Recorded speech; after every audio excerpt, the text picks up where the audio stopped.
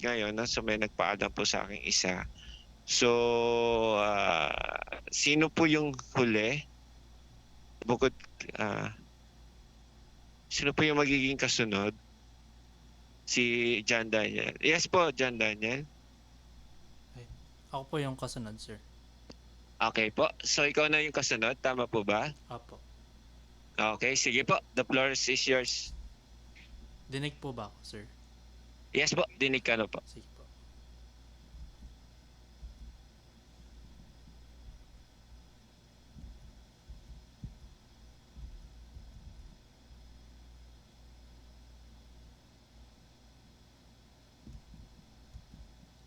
Okay po. Kita po ba yung presentation ko po? Hello po. Hello po. Kita po ba yung presentation ko po? Yes po, kita po. Okay po. So, again, good morning po, sir. Good morning, classmates. I am John Daniel Umali. And my study is about bubble deck slab. So, it is an advanced concrete construction technology. So, my main problem is for a conventional concrete slab, the mid part of the slab section serves little to zero structural purpose. We learned this from our mechanics of materials na at at the mid part section, almost of the concrete serves zero purpose or structural purpose kasi kino-consider natin siyang ineffective against tension yung part na to. Okay, yung nasa red. So, yung nangyari is magkakaroon tayo ng parang wasteful concrete na wala namang masyadong contribution or benefit sa atin. So, a bubble deck slab, so it was discovered by a German professor in Denmark by Georgian Bruning. So, he patented this technology in... John, Yes po, pwede sir. paki-down yung, natanggal na ba yung ano? Sige, okay na pala. Ano po, sir? Sige, continue lang po. Ay, sige po, sir. So, he patented this technology in March 14, 1995. And so, basically, yung ginagawa nito is yung sa mid-part section will be replaced by a hollow plastic ball, no? Since yun nga walang masyadong benefit yung mid-part section ng concrete natin sa slab. So, yung magiging stress distribution niya na from before, no, yung sa hollow part. So, yung sa hollow part is replaced by a ball and ganun pa rin yung kanya mechanics. Compression yung sa taas and tension yung tension is yung magke-carry lang nun is yung steel pa rin. Okay, so the foremost obvious benefits ng ganitong type of construction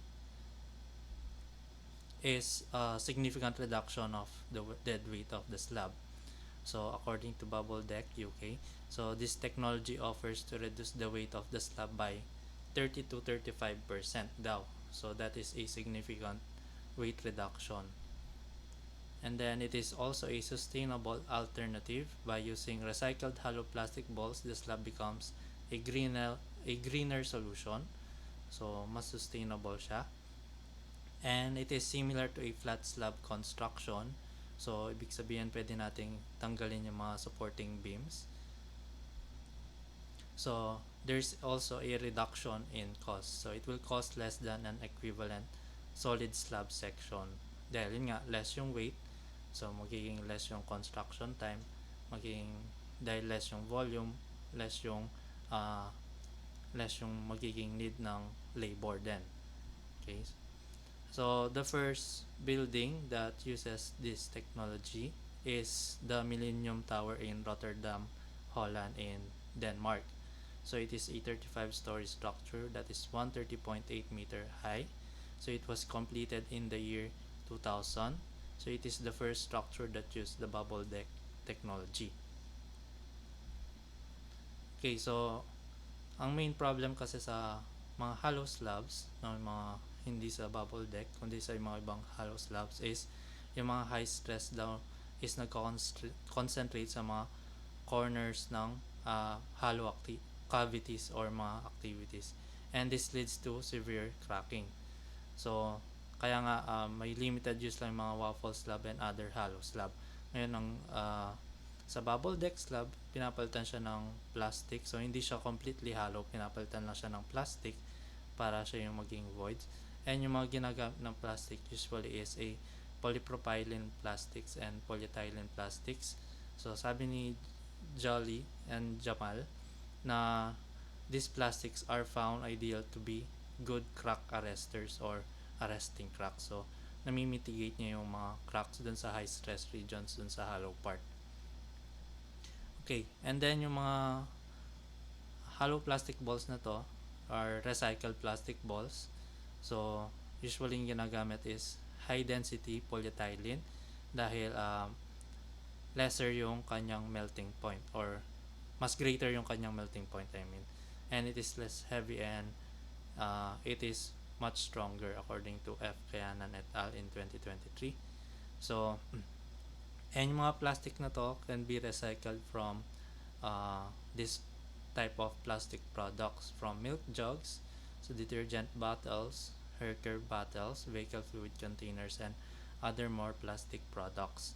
So, okay, so dahil dito, mare-reduce din natin yung mga plastic waste sa ating environment.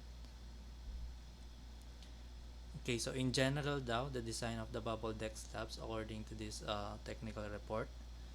Okay, so there is less weight than a solid slab, so there's in less deflection na mangyari. And the flexural stiffness daw ng bubble deck is 90% of the flexural stiffness of an equivalent solid deck. The cracking moment daw is 80% ng cracking moment ng isang solid deck. And yung shear resistance naman, or yung shear capacity, is 60% ng isang solid deck. Okay, so the bubble deck slab is also mainly influenced by the bubble diameter to slab thickness. So yung behavior niya is dependent siya sa kung gaano kalaki yung diameter ng ball na gagamitin mo compared doon sa yung slab thickness. So types of construction ng bubble deck slab is una is filigree element, pangalawa is reinforcement modules, pangatlo is finished planks. When we say filigree element, no, yung bottom part niya is precasted na, and yun na din yung magsisilbing forma niya kapag ilalagay na siya sa site. So hindi na kailangan ng additional formworks dahil precasted na yung kanyang form, which is yung parang concrete cover na din niya. And then yung the rest of the pouring will be done on site na. Yun yung filigree construction. And then we have reinforcement modules.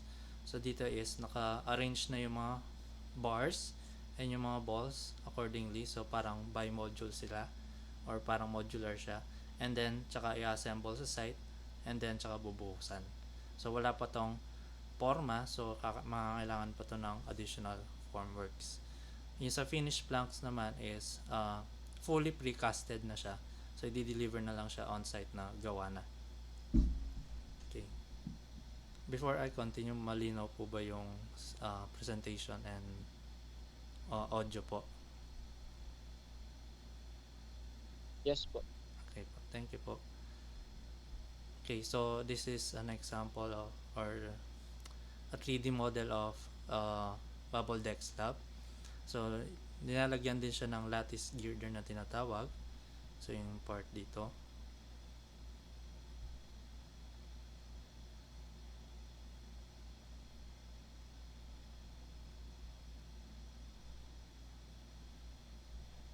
Ito po, ayan. So ayan, mga lattice girder ang tawag dyan.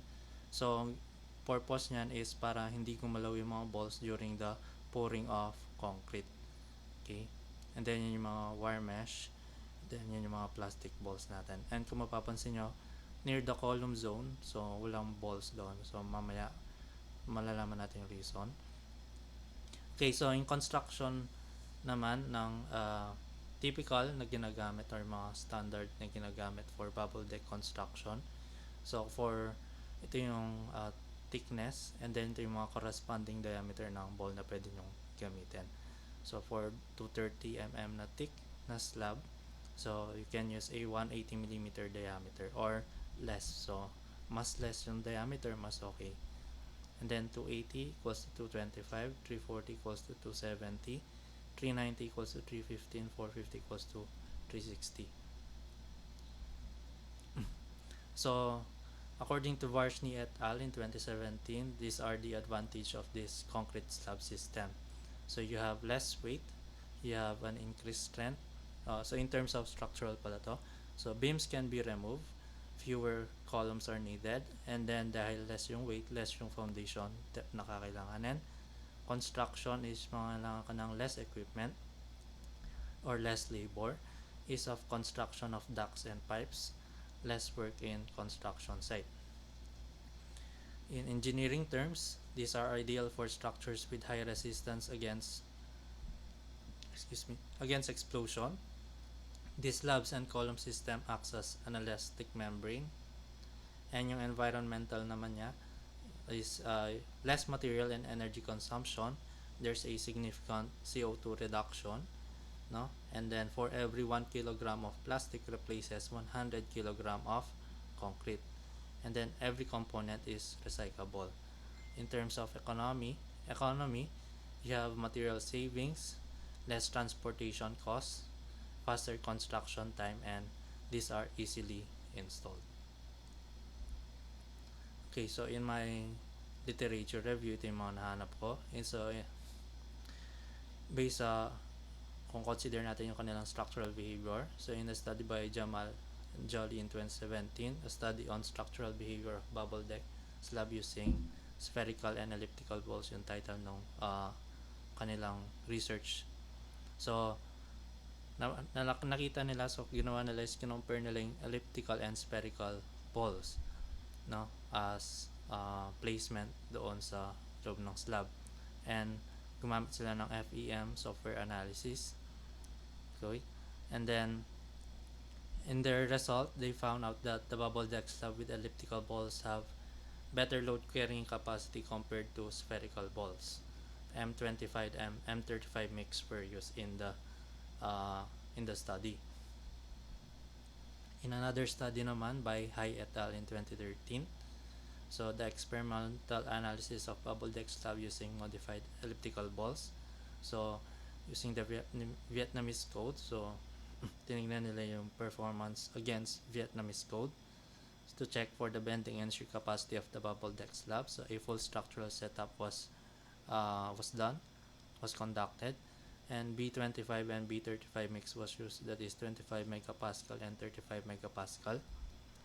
Okay, so ito yung actualization na kanilang setup. Ito yung mga ito yung spherical balls, ito yung elliptical ball, so ito yung diameter nya, and ito yung height nya. Okay, their findings was spherical balls with diameter of 186 millimeters, and elliptical balls with 240 millimeter diameter and 180 millimeter height. So they conducted also not just a full experimental setup, but they also modeled it in FEM for FEM analysis. So it can be observed that the shear failure is more likely for a bubble deck with spherical balls, and the bending failure naman is likely for a bubble deck with elliptical balls. And makita natin dito na sinusuportan niya yung previous study na mas maganda nga yung elliptical ball compare sa spherical balls, dahil mas gugustuhin natin yung bending failure kaysa sa shear failure. Okay, in a study by Lai in 2010 naman, so structural behavior of bubble deck slabs and their application to lightweight bridge decks yung kanyang title. First ginawa niya is nagkaroon siya ng benchmark na structure, that is a office building. So dito sa office building, minodel din niya using SAP 2000. Okay, so bawat slab or bawat bay ng slab is 12 by 12 per bay was used, and the dimension of the whole floor is 36 by 36. So for an office building, the building has very satisfactory performance. Nakita nila is shear moments and stresses for bubble deck slabs are 30 to 40% lesser than for a solid deck. So mas less yung mararamdaman na shear moment and stresses ng bubble deck slab compared to solid deck when in the context of the office building. But the bubble deck slab did not perform satisfactory for a pedestrian bridge deck application.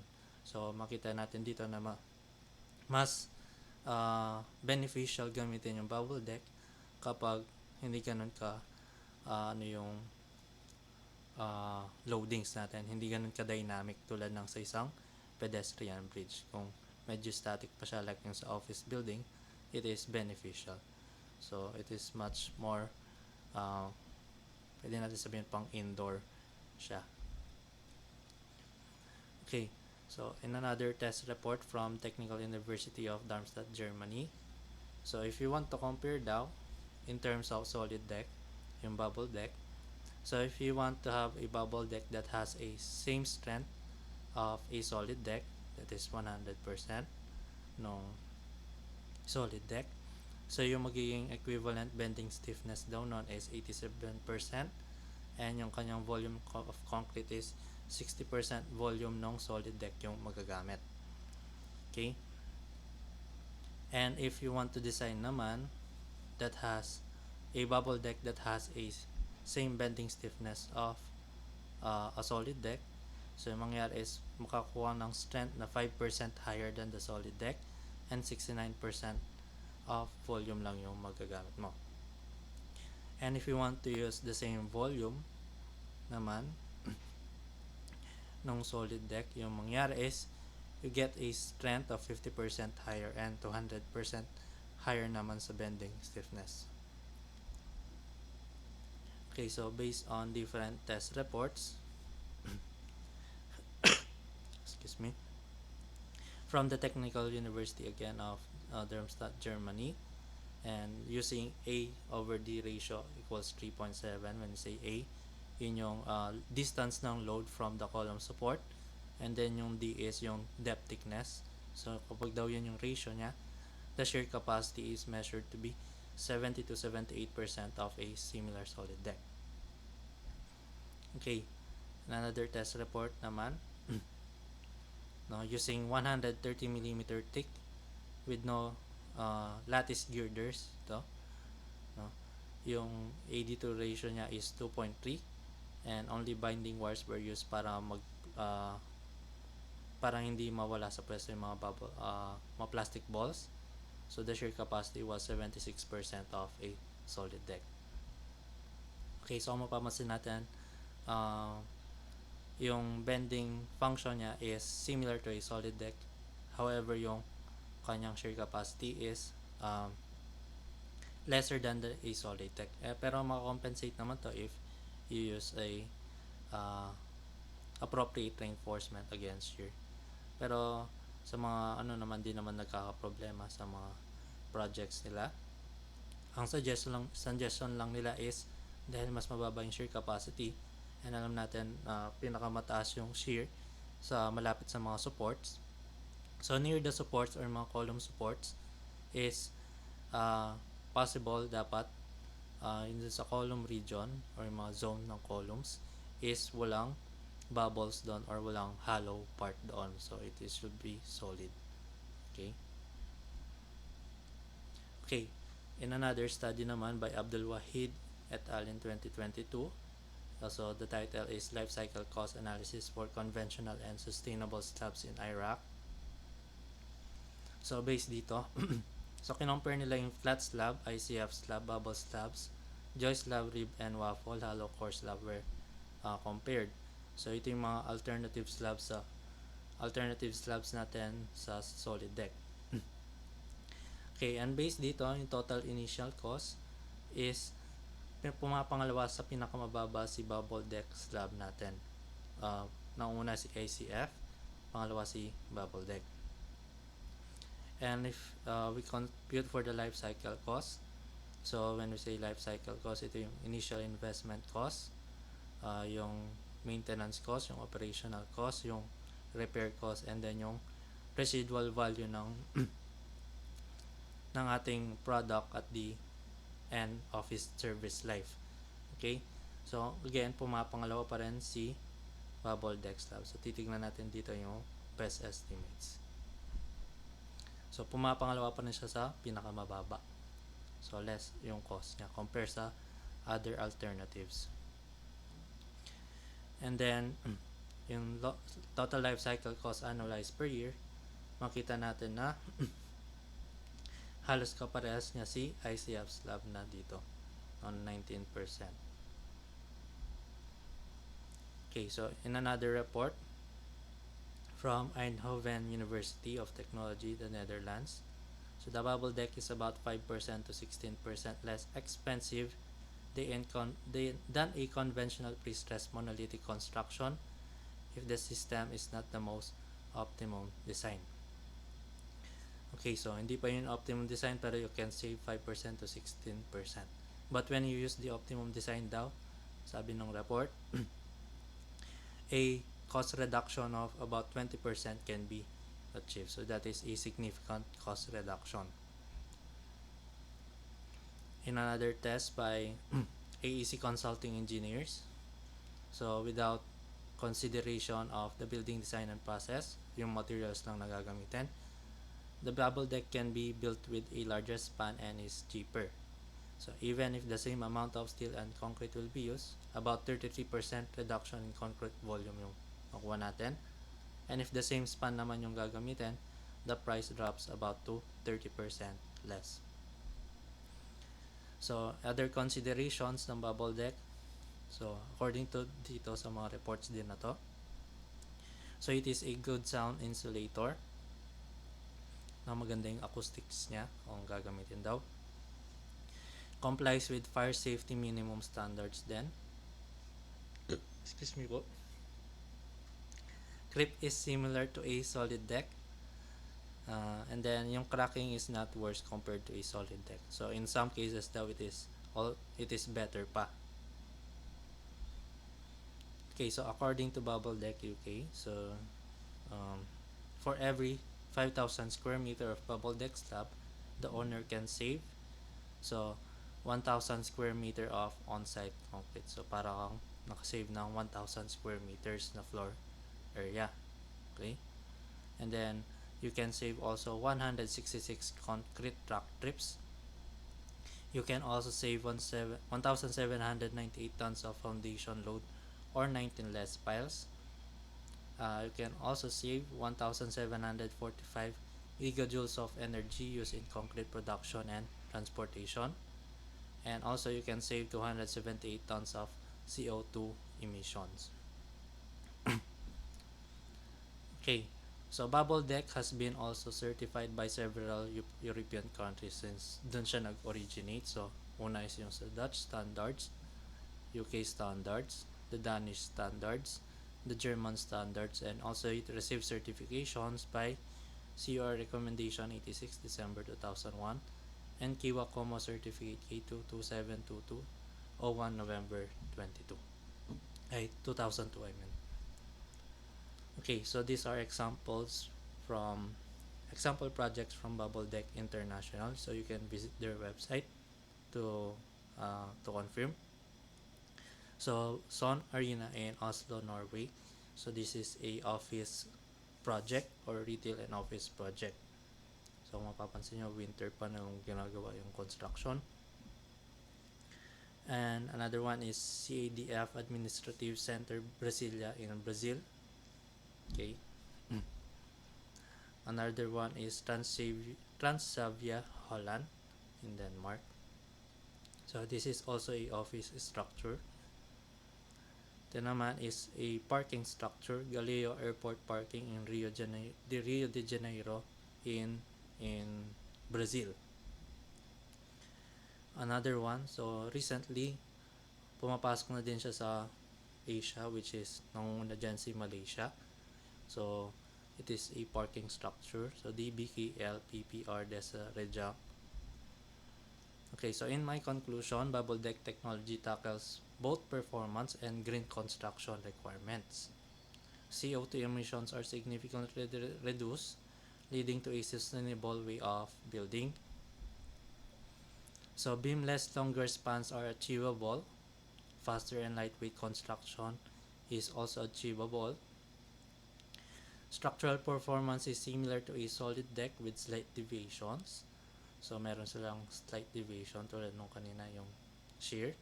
So, but the benefits outweighs these differences and ultimately leads to cost savings.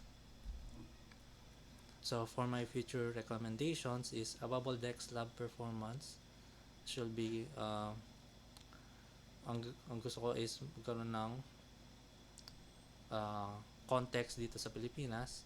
So, gagamitin yung NSCP para ma-assess yung performance ng bubble deck slab sa future research. So, future tests may also include other plastic materials, not just yung HDPE. Malay natin meron pang ibang plastic material na pwede natin gamitin na uh, uh, pumapasok dun sa standard. And life cycle analysis can also be conducted for future researches. So, case study of existing buildings can also be conducted yung mga natayo na mga projects. And research concerning adaptation in the Philippines can be conducted for future research kung gaano ka siya ka-feasible sa Philippines context. And that is all for my report. Thank you po.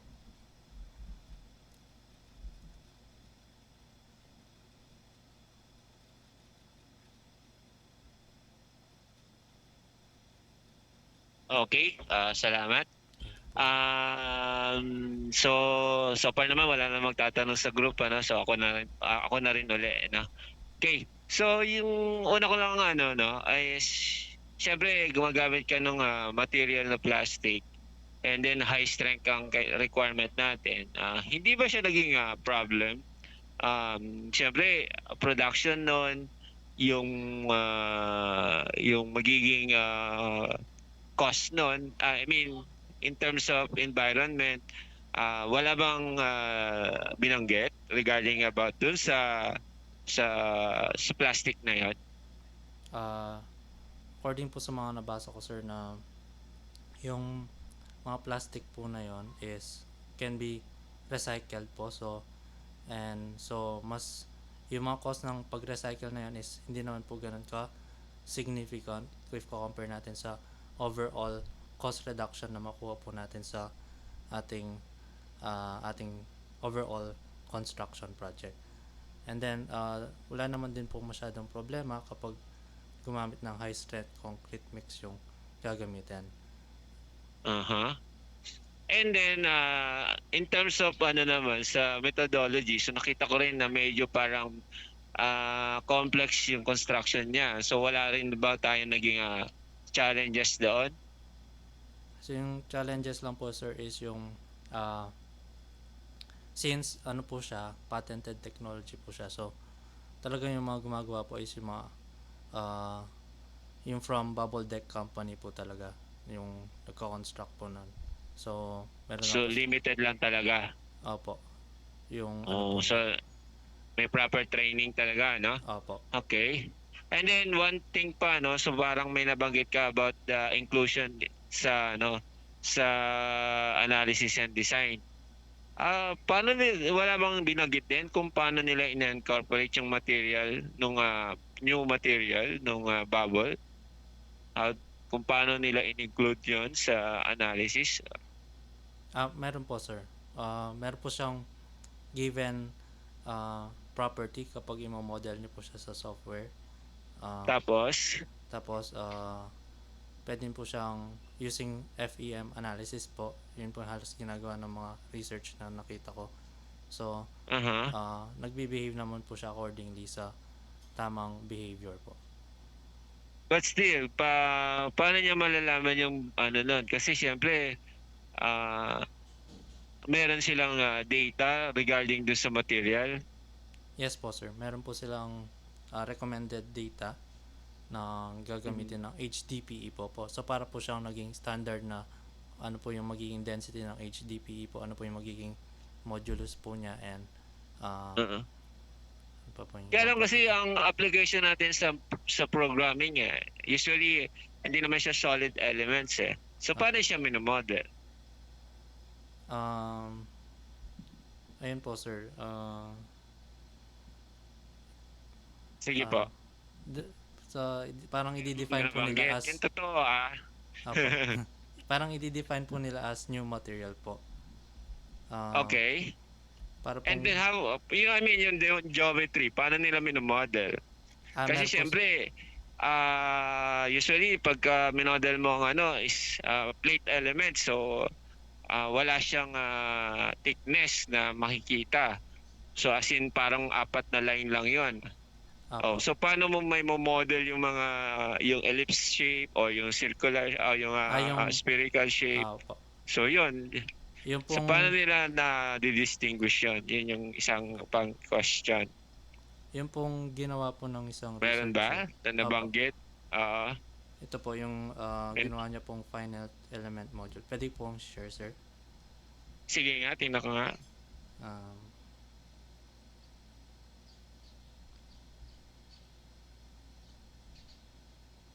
ito po, sir. Ganito po niya minodel na yung spherical lang po yung ginamit niya dito. Pero ganito po yung minodel niya. So, for simplicity po, parang boxes po na maliliit yung ginawa niya.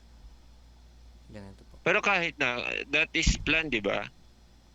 Sa paano niya in-incorporate yan yung pinaka, kasi within doon sa mga boxes na yun, nandun yung mga spherical, yung mga balls natin, di ba?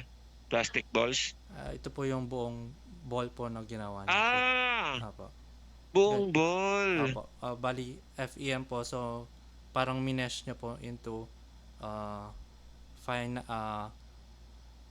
finer. Okay, cross-section finer mesh. pala siya. Apo. Okay.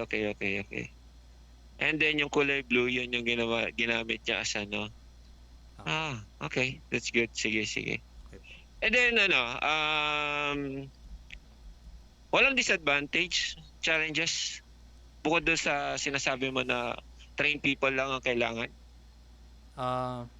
With regards sa mixtures, with regards sa methodology, or anything po? Yung ano lang po, sir, siguro yung ano niya is if gagawa ka ng bubble deck that has the same thickness, so yung mangyari is syempre dahil bawas yung section po niya, so ang mangyari is nabasa ko sa mga researches po na mas malaki nga yung deflection niya compare sa solid deck. Kaso po pwede naman po yung i-limit yung deflection na yon, and papasok naman po siya sa mga minimum standards po kahit na mas greater yung deflection po niya. And one challenge po niya is yung vibration po. Hindi po siya tulad na sa inanok po tatanong ko rin yun yung dynamic response po niya sa mga dynamic loading, kaya hindi po siya naging okay dun sa pedestrian bridge na minodel po nung isang researcher. Naging okay po siya kapag sa mga more static loading like yung mga office building po or indoor loading po. Yun po, sir. Okay, sige. Noted. Okay, so okay na. Maganda naman po yung pagkaka-present po, and then yung mga hinahanap ko is na-present pa naman na maayos. Sige po. Congrats po. Salamat. Thank you Okay po, sir. po. Okay. Mary Rose, ano? Tama ba? Yes po, sir. Okay lang ba? After nun na tayo mag-resume, mamaya ka na lang mag-present. Para kunyari, pahinga muna tayo ngayon. Okay lang Sige ba? po, sir. Okay lang. Meron pa bang gustong sumunod, if ever man? So para next week, konti na lang yung magpe-present after kay Mary Rose? Wala? Wala po ba? Sige po. Meet po ulit tayo after lunch na po. Sa mga 1 p.m. Para may ayusin na kasi ako para hindi naman maano si Ma'am Mary Rose para makita ko rin. Pero meron pang magpe-present na may si Ma'am Mary Rose po. Okay po. So may question po ba? So far? Okay lang naman po, sir, kahit next week na din po para wala na po mamaya. Sayang naman. Para next week 4 na lang. Basta tingnan natin ha. Sige po. Okay lang ba, Mary Rose? Hello po. Okay lang naman sa akin, sir, kaso magkakaklase pa po mamaya. Okay lang po ba sa lahat? Okay lang yan kasi kailangan baka biglang may mag-check sa akin eh. At least may afternoon tayo. Ah, Sige po. sige po. Baka may biglang mag-check eh. So at least eh, hindi ko naman na mabilis lang pala eh. Ang ina-expect ko nga, 2 sa umaga, 2 sa hapon. Eh kaya lang napabilis tayo na tatlo agad tayo ngayon pa lang morning. Ano po? Okay po ba? Okay po, Hello sir. po. Sige, sige. Sige po. Mamaya na lang ulit. Ano po? So leave na lang po muna lahat. Tapos later na lang po ulit tayo meet. Okay po. Salamat. Thank you, sir. Lang ha. Iano ko muna yung, saan na ba yung stop recording? Ayun. Yes, may tanong ba si Jam? Opo, Yes magtatanong lang po. po. Yes po. Ano pong activity mamayang afternoon po ba? Magpe-present lang si Ma'am Mary Rose. Si Ma'am Mary Rose po. Okay po. Apa. Sige. Sige. Okay. Anong oras po yun? 1 p.m. Mga po? 1 o'clock po. Mga 1 o'clock po. Ano po? Sige po. Okay po. Thank you po. Sige. Okay, sige po. Salamat din. Salamat po sa inyo. Sige po. Pwede na po mag-leave sa meeting.